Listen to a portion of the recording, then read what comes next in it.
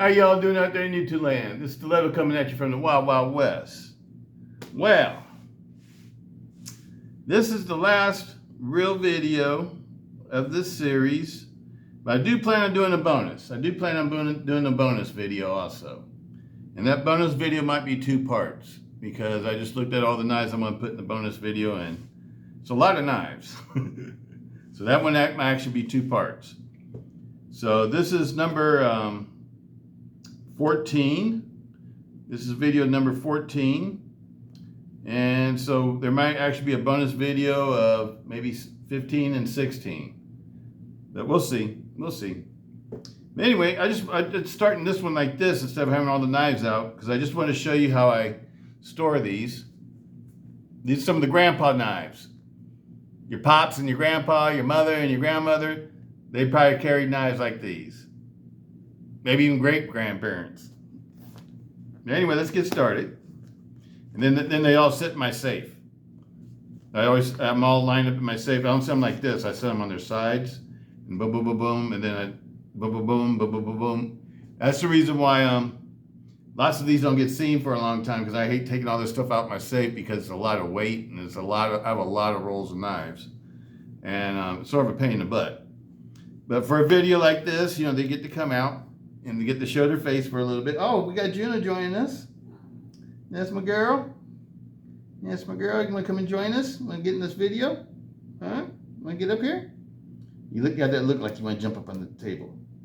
You want to jump up on the table? Huh, sweetie? You want to wait until Grandpa's not telling you to jump up on the table? Okay. There you go. You want to do it on your own, huh? You like being your own woman. You like being your own woman. You don't like to be told what to do. You like to do it on your own. That's my girl. But see, I know you so well because you've been with me for 50, almost, going on 16 years. And so I know you so well that I know you better than you know yourself. Yes, I do. I know my girl. I know this girl. Love you, sweetie. But anyway, let's lay these out and let's show everybody what they are.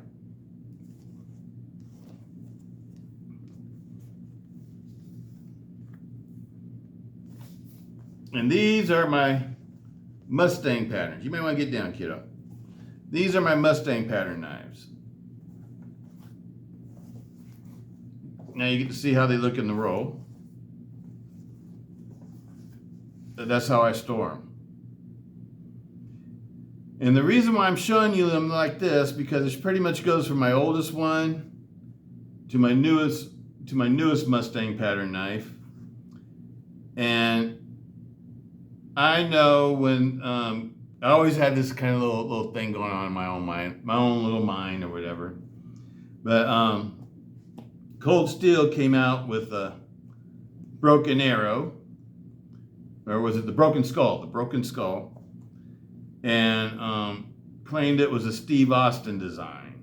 That Steve Austin designed this knife. Well, I'm just showing you that this one's from like 1963.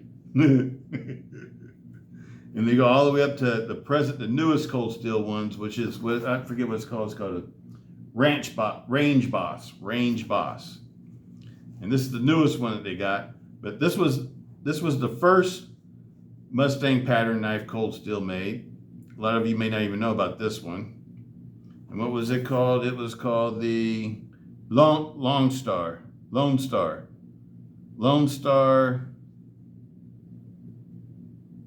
What is it called? Lone Star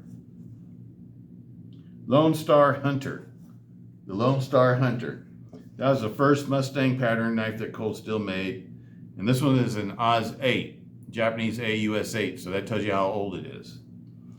This was I think this one came next, or it might have been, actually might have been this one that came next, the Broken Skull.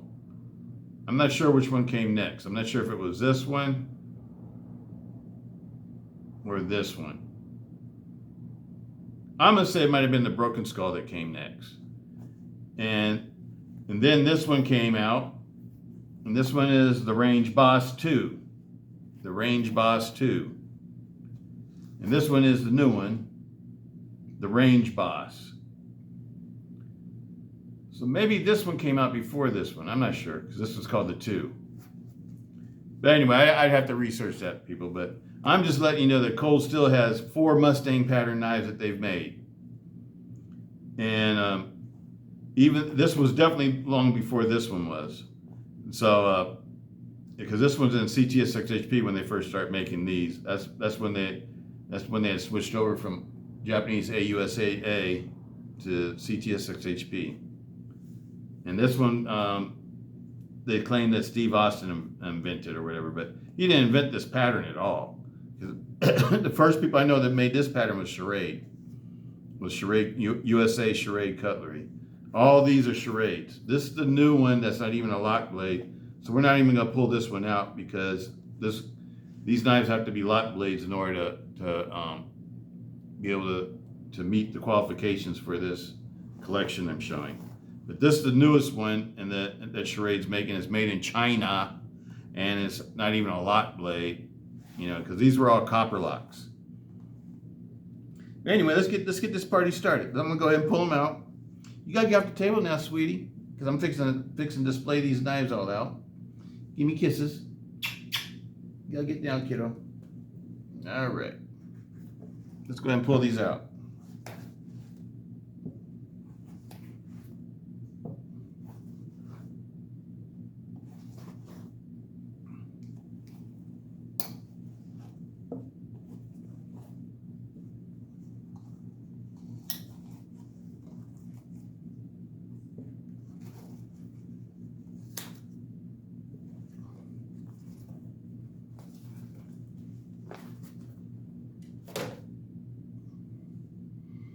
All right, old timers.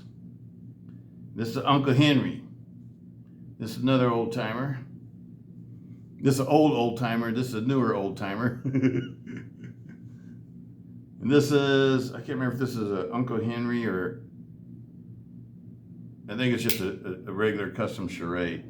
So we'll put down here, it's a scrimshaw. They call them scrimshaws. This is the Cold Steel Lone Star. And I'm gonna put this one next, because I'm pretty sure these came next.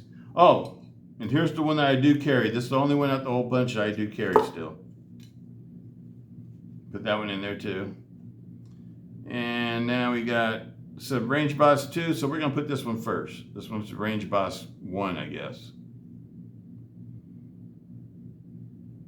Let's see, they got the labeling on the other side. That's how they do all these? Okay. Broken Skull, Range Boss, and Range Boss. All right, people. So let's get into these. First, let's find out how much things weigh. Let's do all of our weighing and stuff like that first.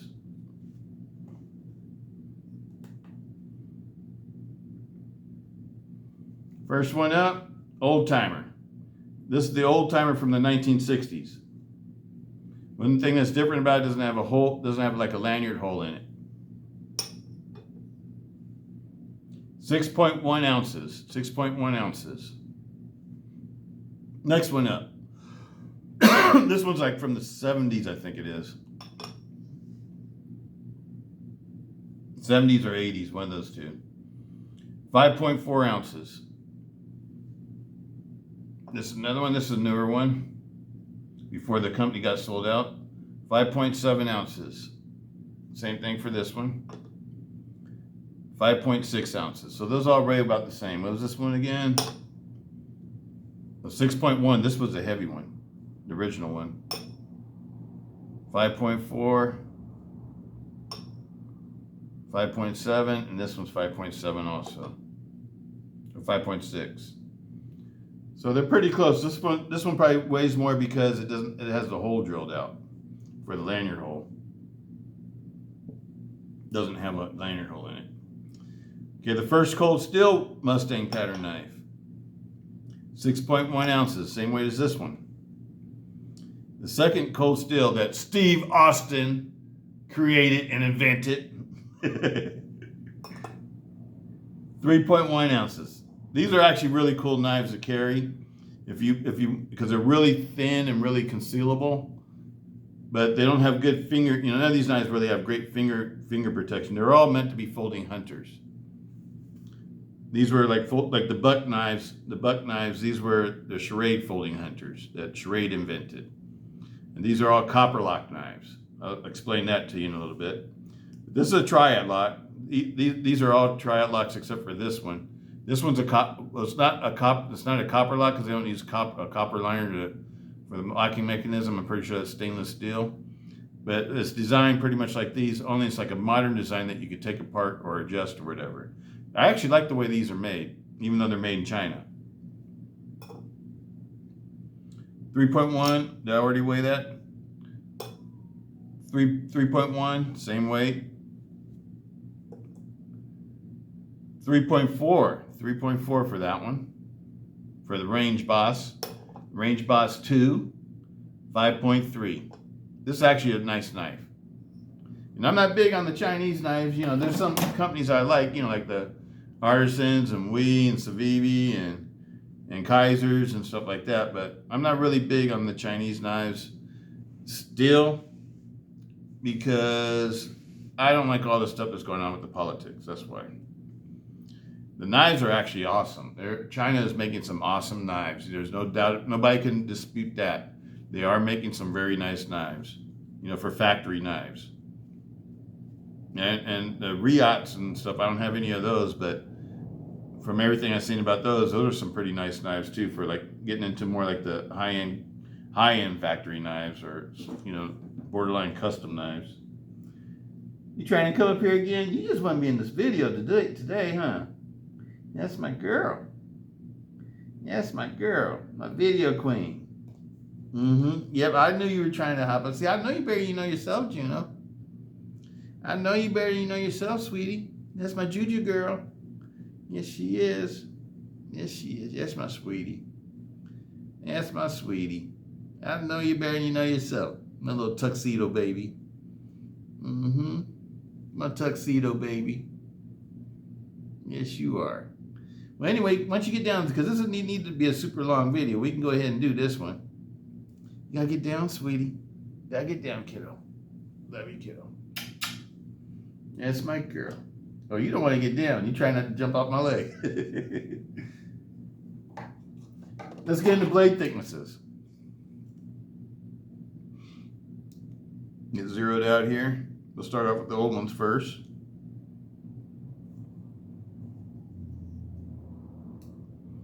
These have pretty thin blade tips.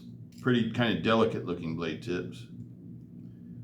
2.98, I would call it, 3 millimeter. There goes this 3 now. So that's sort of like a common thickness for old American folding hunters. Like we just did the buck knives. They were all 3 millimeter. The 110s. The ones that were considered to be like heavy duty knives.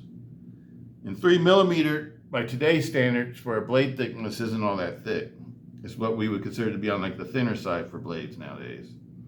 Because most knives are like 3.2 and above. This one says 3.1 millimeters, same thing. That's on the Uncle Henry. Uncle Henry was like the nicer version, or like the step up above the old timers. It's still made by Schrade. It was just like the difference between an Impala and a Coupe de Ville.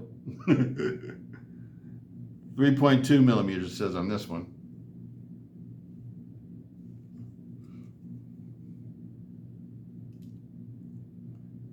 .36 millimeters.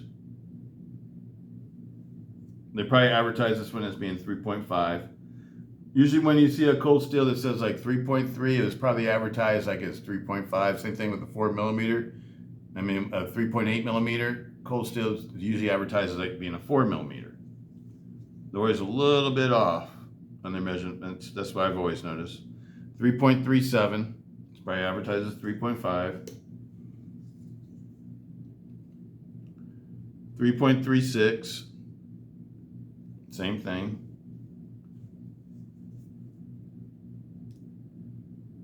3.9 3.92 or 3.3. Range Boss 2. Now this one's a little bit thicker, it looks like. 3.55. So that one is a 3.5 millimeter or 3.6 millimeter. Blade lengths.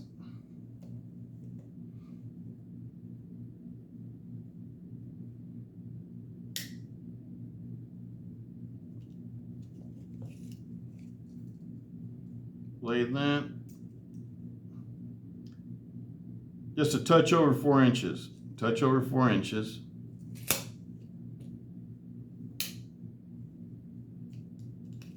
These are all carbon steel blades too. So all of mine got a little bit of rust on them, a little bit of spotting or staining.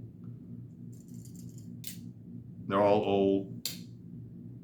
And even when you store carbon steel knives, lots of times when they get old, they get a little bit of patina, I call it patina. A little bit over 4 inches, all the same length.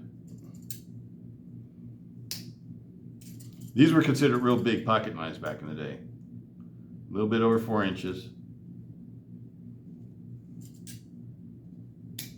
These and the buck knives were like the big boys for pocket knives. A little bit over 4 inches, the exact same size as the Schrade.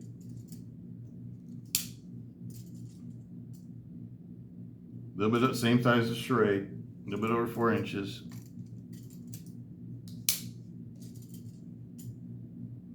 A little bit over 4 inches.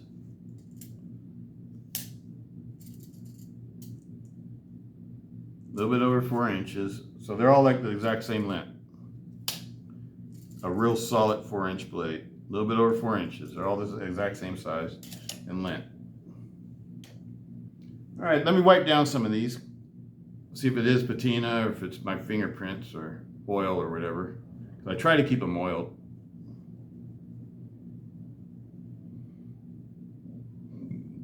Just the old one.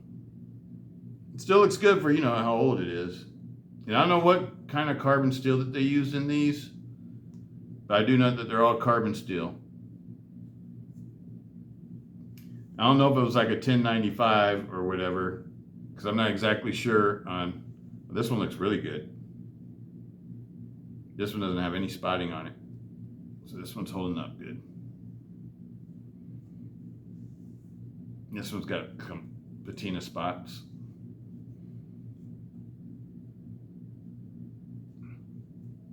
This one's Japanese AUSA, 8A, so I don't really have to worry about the corrosion part. CTS6HP, the DLC coating, so this one you really don't have to worry about corrosion. And I really do like the Broken Skulls, people. I never really cared for the name, but I do love the Broken Skull knife. It's actually a really good knife. If you want to carry a knife that's really lightweight, doesn't imprint, and still has a good length to it, so it could be a self-defense folder. But if I was to use this self-defense folder, I'd have to cover the pommel, because this is almost like not having any finger protection to keep you from sliding in on the blade. If you're using it for a self-defense purpose. For a cutting tool, it's perfect. It's got a really nice slender blade, and these knives slice really nicely. This model right here is, I think it's a 4034. Yeah, it's when GSM took over, or was getting ready to take over, and they're still using the old labeling, I think. Because I think this is a GSM knife, even though it doesn't have the new GSM logo. I think I bought this one when they first came out.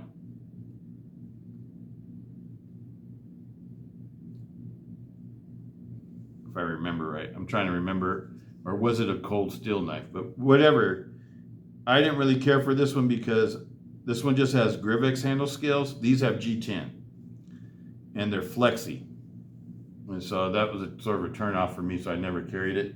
Other than just the steel. The German Corrupt 4034 steel, stainless steel, is like a real low grade steel. Now this one, on the other hand, the one that's made in China, all these are made in Taiwan. All these are made in the United States. These are copies of these. These are the OGs. These are the originals.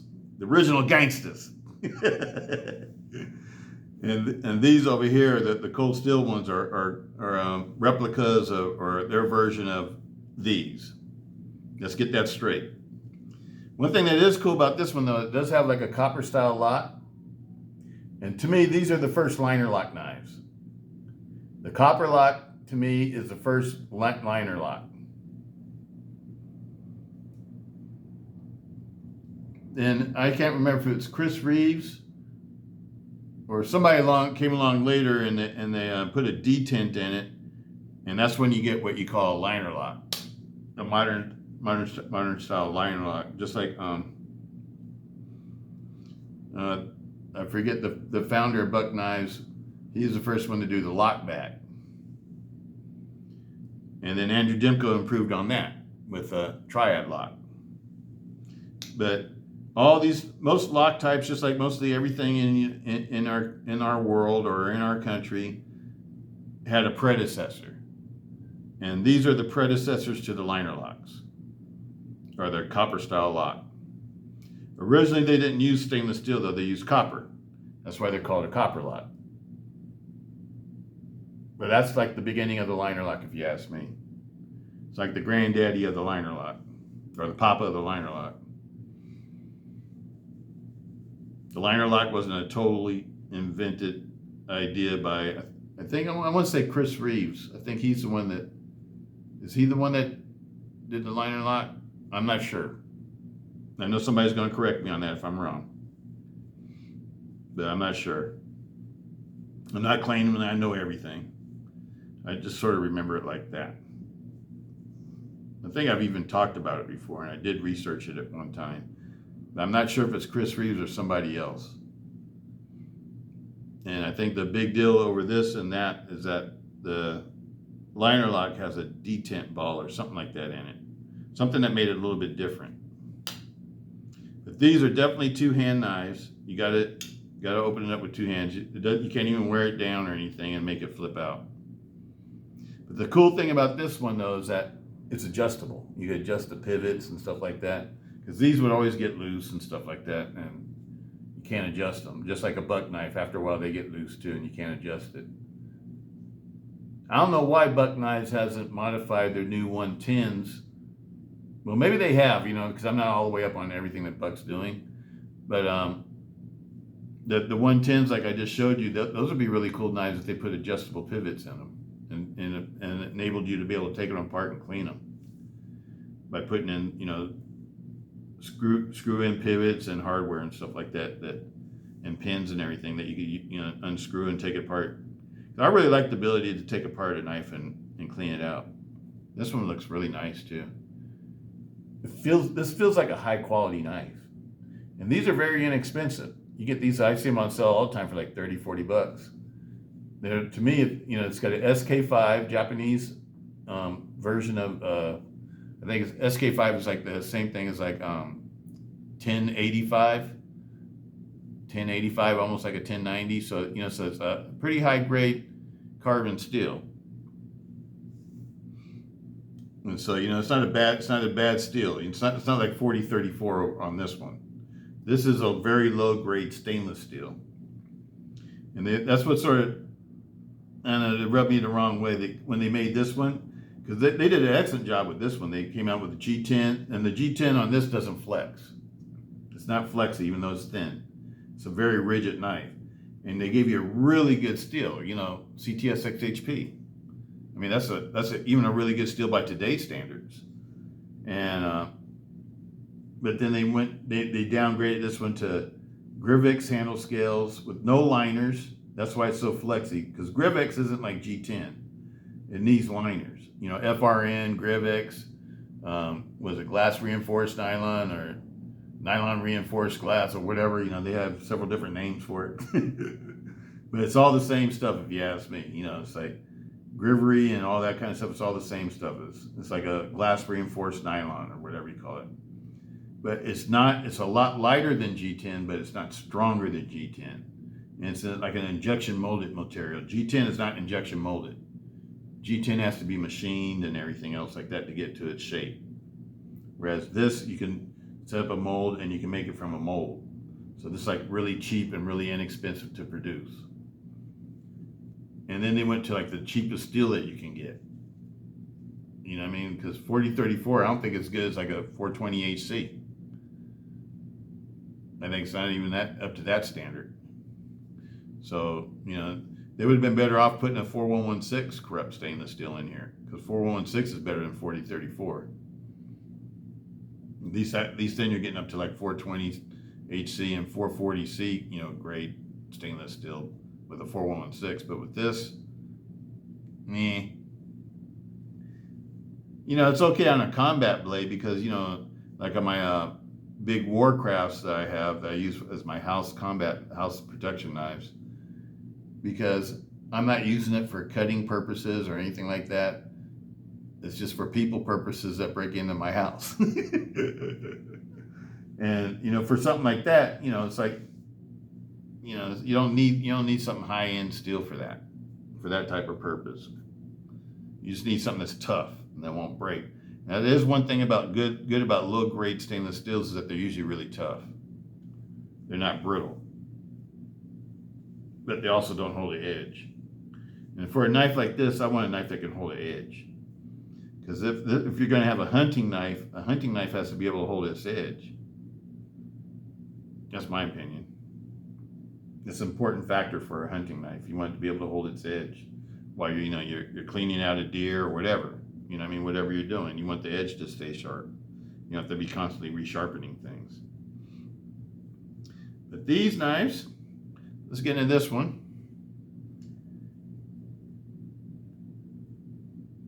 This one's got a lot of patina on it.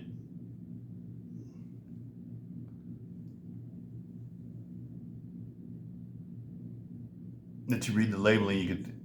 All you guys are into knowing how old things are.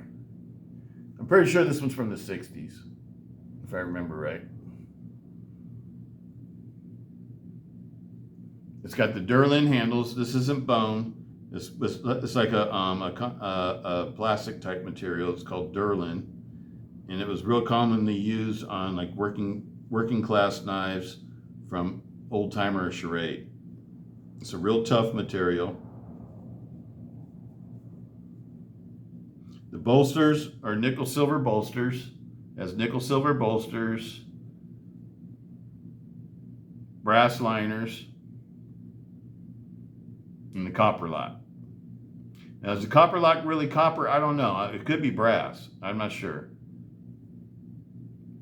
And this one has no up and down blade play, no side to side. So it's in real good condition as far as that's concerned.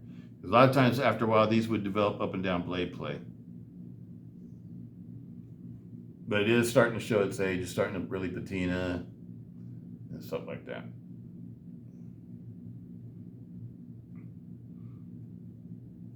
That's why I always prefer to collect stainless steel knives, because they hold up better over, you know, long periods of storage.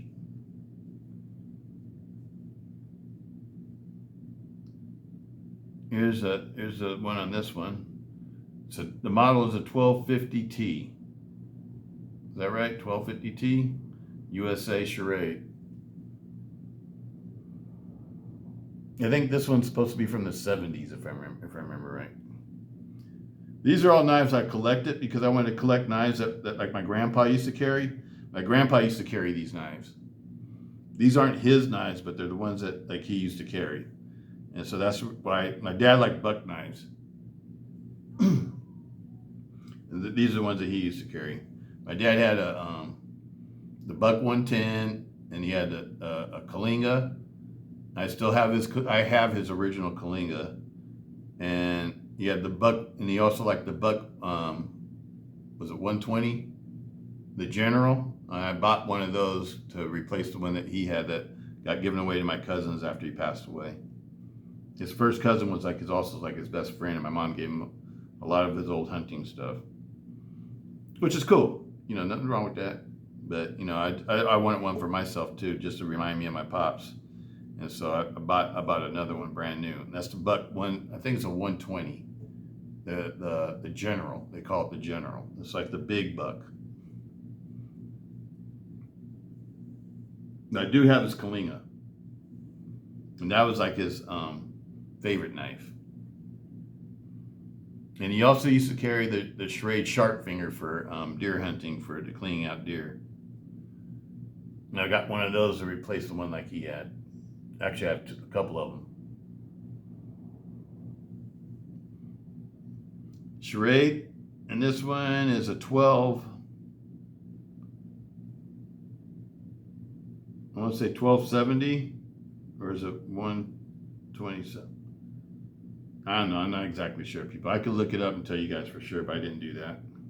Probably should have did that. And these handle scales, these might, I think they're still Durlin, but it could be bone. I'm not sure. But whatever it is, it looks really nice. Remember, Uncle Henry was like the top of the line for the Schrade knives. Uncle Henry is still a Schrade knife. It's just the premium Schrade knives. Cold Steel used to do that too. They used to call them custom shop. And they all looked like, they all had finishes and things like the fancy espadas. I'm talking about just for regular pocket knives. It wasn't just the espadas that they used to do that with. They used to do it with all the knives back in the day when they first started making pocket knives in the 2000s. Pretty much before Andrew Jemko came along. That's where they used to do things. And all those knives were like liner lock knives and stuff like that. But they were real beautiful knives though.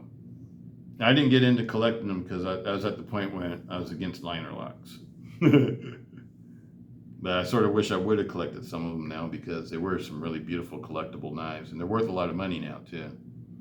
This is a scrimshaw. This one's got buffaloes face off with each other. I have a little scrimshaw pocket knife I carried all the way through college because we had to couldn't carry something that was like longer than 3 inches or something like that. And so I got like one of these knives, a little single blade copper lock knife. And it was a Schrade. I still have it. I used to carry it every day when I went to school in college. Nowadays, I don't think you can carry any kind of knife on a college campus in California.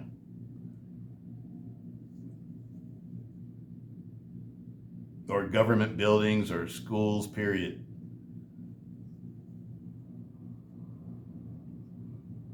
It's just time for me to move, people. I need to move to a place where I can be me. Because they're starting to... I saw on the news the other day that the homeless people in Sacramento got a union. And they're arguing with the court building here in Sacramento because I guess a lot of homeless people like to camp out on the sidewalk at where the court building is. And one of the Superior Court judges is trying to get them removed from the sidewalks. And the union is fighting back against it. It's madness over here. And and they're trying to pass laws where it's okay to shoplift. You can't chase shoplifters out your store. If you own a store and somebody goes in there and steals and snatches a bunch of stuff and you see them and you try to stop them, they can run out the store and you can't chase after them. What kind of crap is that? I mean, it's like giving people permission to steal stuff from you. It's just getting whack around here, people. I think it's getting whack. Time to move. Time to move. And I'm not no hardcore conservative or anything like that. It's just I think that the things are just getting too. I don't know. It's making it hard for people who are trying to earn a living. You know what I mean? Because I wouldn't even want to have a store here if they passed laws like that. I wouldn't want to have my own business or retail store like that. If people are allowed to come in and steal out of it and I can't do nothing about it, you know, what kind of crap is that? That's just whack to me. I don't know, maybe I'm getting old or something, but to me it's kind of whack. But all these are made pretty much the same way. They all got the copper lock. You can see the copper lock there. You just push in on it like you do any other lock. And these knives are hard to open and close.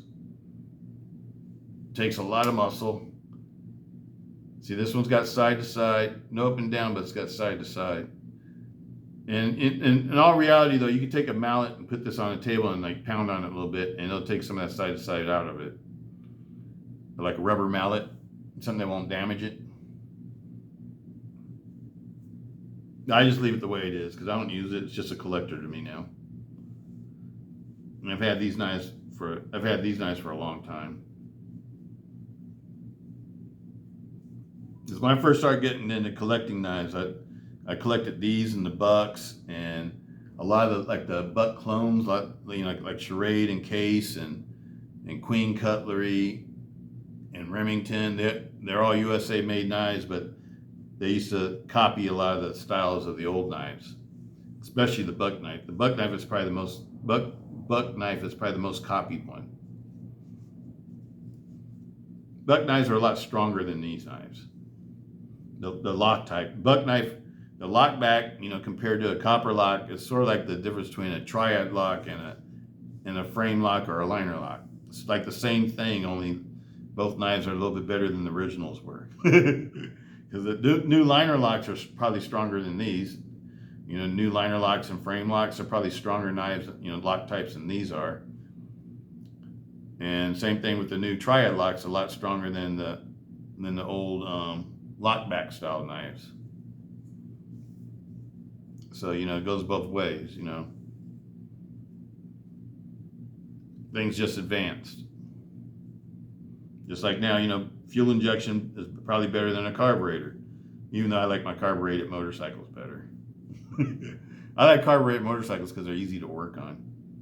In fuel injection, you gotta be a scientist. You gotta know about wiring harnesses and all that other crap and electric throttles and stuff. I'd rather have a cable throttle and a cable clutch. I don't know. When it comes to stuff like that, sometimes simple is better to me. When it comes to when I need to work on it, something gets worn out. Because I hate taking motorcycles to a shop and letting somebody in a shop work on my bike. I like to work on my own bikes.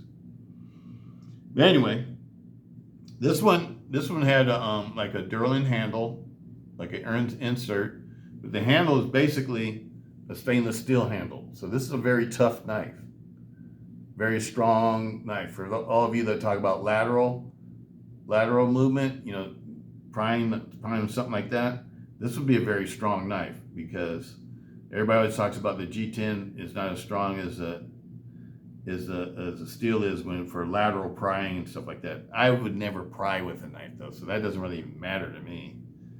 What matters to me more is something being able to handle spine whacking and stuff like that, and lock not failing on me. That's what matters more to me because I'm not going to be prying with a knife anyway. And this one has an aluminum backspacer. So if you want to, I think my other one that's smaller than this is called a Mackinac. I think I polished the backspacer on that one. That's how come I know it's aluminum. And it's a very sturdy built knife. It's got a little weight to it, weighs 6 ounces. But this is really a really nice knife, the Lone Star. I think it just didn't sell very well because people didn't like the Durlin inserts that they put on them.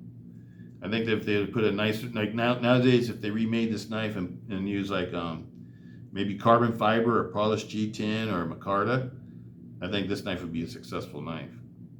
With better steel like S35VN or whatever they're using now, or even Oz 10. It's a very strong knife. It's not a weak knife. It's a very good, strong knife. And for people who are hunters and stuff like that, you don't need the big finger guards and stuff like that, but you do want something with a good steel that's slicey, because it's a full flat ground blade. And this one is thicker than these. And the blade itself is probably just stronger. And if you put like a good edge holding steel on this would be a really nice knife for hunters and outdoorsmen. So that's what it's originally designed for. It's not designed to be a fighting knife. This is designed to be an outdoorsman's knife. That's what the Mustang Pattern knives were, just like the buck knife patterns. They're meant to be hunting knives. It's a good size for a hunting knife too, because for a hunting knife, you don't want a big giant camp style blade. You want something that's like 4 inches, maybe 5 inches at the most. Sometimes you just want a 3-inch blade or 3.5-inch blade, you know, because you got to get in the tight spots in the animal and stuff like that. And a big long blade doesn't work that well. My pops used like the little sharp finger. I think the sharp finger is only like a 3, maybe 3.5-inch blade, something like that. It's a fixed blade though. They made these in all sorts of different colors. But see, these scales don't flex. I'm pressing really hard on it, doesn't flex. So this is an excellent knife. It's an excellent knife as a pocket knife because it only weighs like 3 ounces. And you got a really nice thick blade stock. You know, for something like this, it's like 3.3 or 3.4 millimeters. Full flat ground. This one's CTS 6HP with DLC coating. So it's a very durable knife, very good knife. Absolutely love these knives. Never cared for the Broken Skull name. They could have kept the labeling off of it. I'd rather be called a Mustang knife or something. Something that relates more to the real history of it. Instead of trying to pretend like it was something new. It's not something new. It's a modern version of something that's old. And these had, what's the name? 6061 backspacers too. These really nice knife. It's a really nice knife. Probably I'd take this one and dye it purple and polish out the, no, I don't want to polish anything. I leave it all black.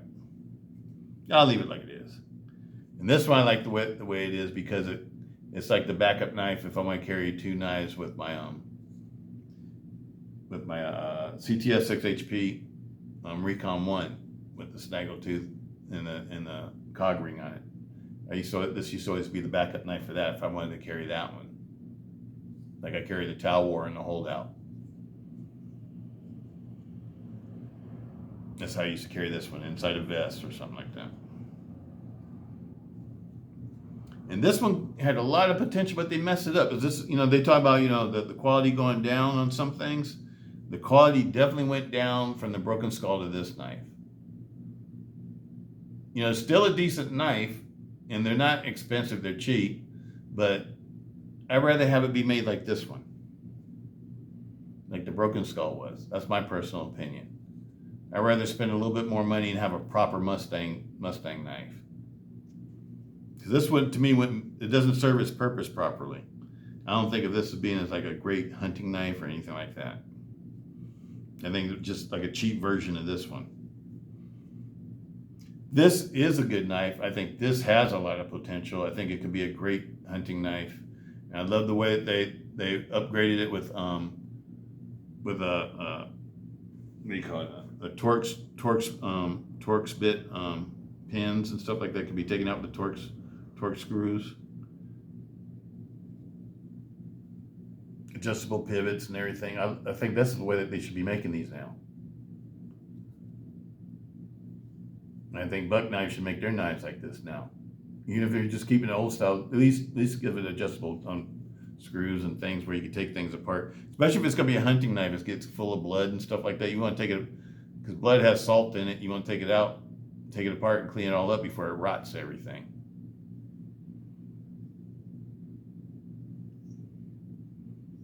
This is an excellent knife. This is an excellent remake to me of one of these. And they modernized it the right way.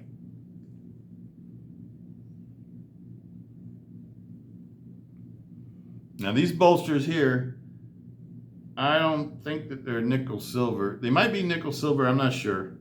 But they might be stainless steel too. But either way, it's a nice knife. I think they really did a nice job on this one. And even leave it a copper lock. Because that's what these knives had traditionally, so I don't have a problem with this being a copper lock or a copper lock style knife. Because it's not meant to be a knife that you flick out and fidget with. It's meant to be a tool, a hunting knife. Make the centering on that. Compare that to, let me find my best condition one that I have. The centering on this one, it's better. the one made in China is better. That's why I'm saying you can't knock the Chinese knives no more, people. The Chinese knives are actually, they're making some really nice stuff. You know what I mean? To me, these are worth a lot more to me because they don't make these anymore. And all the new Schrade stuff is, went over, they sold out their company to China. And so it's not American no more. And a lot of the Schrade remake of this one, it doesn't even have the copper lock, and the blade shape looks kind of weird. And I just don't like it. I bought one, and I noticed all the differences on it, and that I don't even like it. But I just kept it anyway because that's where Schrade is nowadays. But they are trying to remake some of their knives in the United States, so I see. Like the sharp finger that I just recently bought. It has a 1095 blade, and it's made in the United States, and that one's nice. My pops would have loved to have that one. It's nicer than the original one. To me, this is a really nice knife too, and I don't think this one gets a lot of recognition because everybody wants some new fidget knives and knives that are easy to open and close. But if you like old school style knives, this is awesome. This is awesome. All right, people. That's it for that one. A little discussion on it. Hope everybody's doing good out there. The air conditioner repairman came and fixed the air conditioner. It feels chilly now. I'm relaxing now. It feels rather comfortable. All right, people. Well, I got to do John Wayne for these, huh? Well, I tell you, Pilgrim, if you want an old school knife, you got to get old Schrade or Buck. Yeah, huh? All right, people. Peace out, Stiletto. Have a great day.